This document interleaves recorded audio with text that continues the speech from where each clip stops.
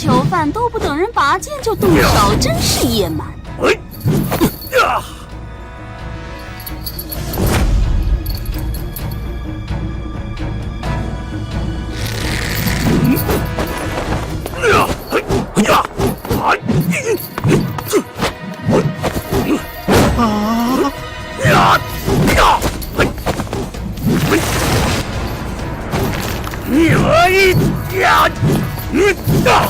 你再不拔剑会很危险。剑已在手中，小心了。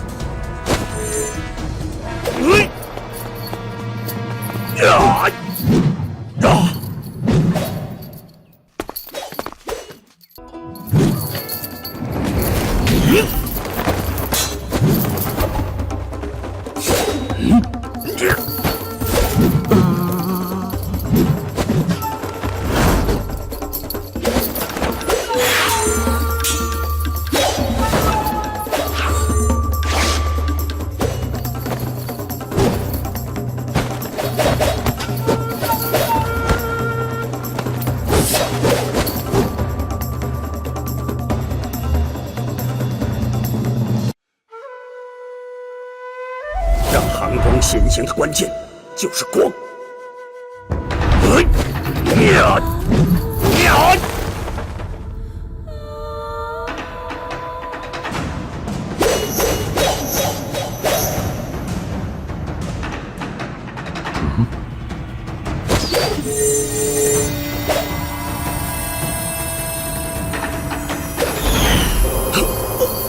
是发动反击的好时机。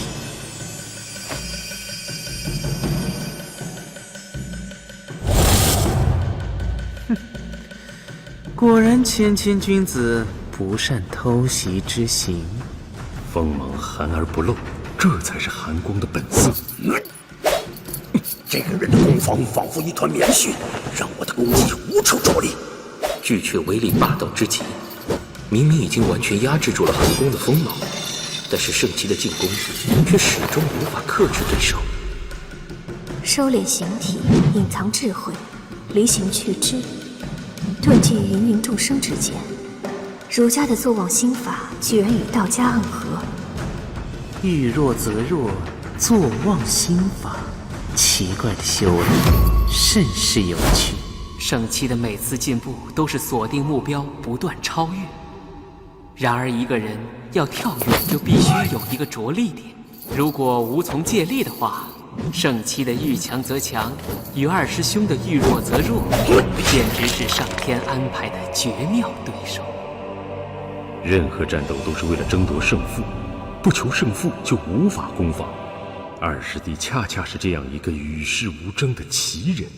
君子无争，寒光无形，坐忘无心。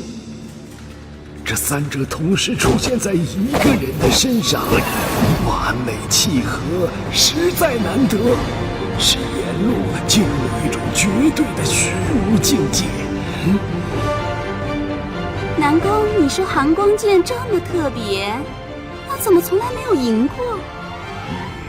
但是也从来不曾输过。什么？难道遇到实力远高于他的对手也？即便与大师兄交手，二师兄也未尝败绩。有时我真不明白，以他的遭遇，为何还能保持一颗如此平和澄明的心？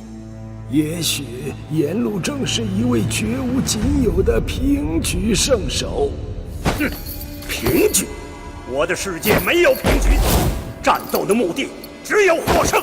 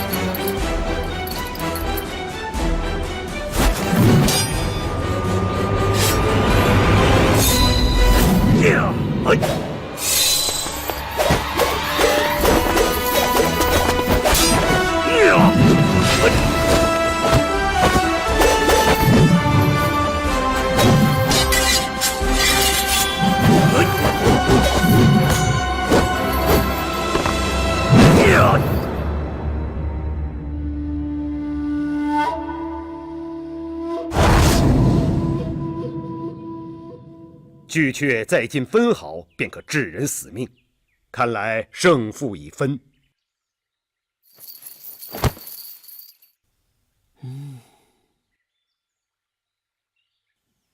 你看，一个人他脚下啊，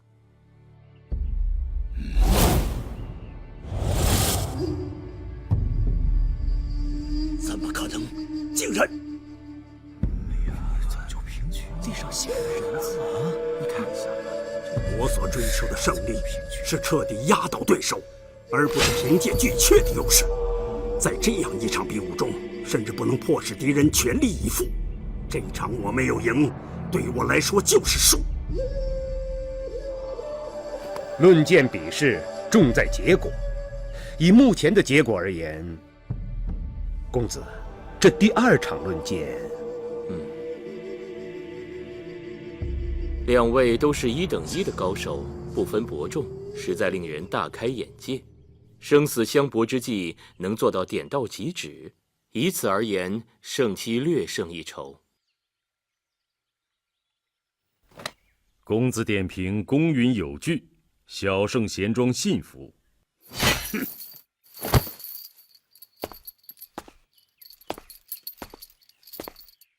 在我的修炼中，失败过很多次，但每一次我都会变得更强。下一次你我之间的胜负，只有生死。在下受教了。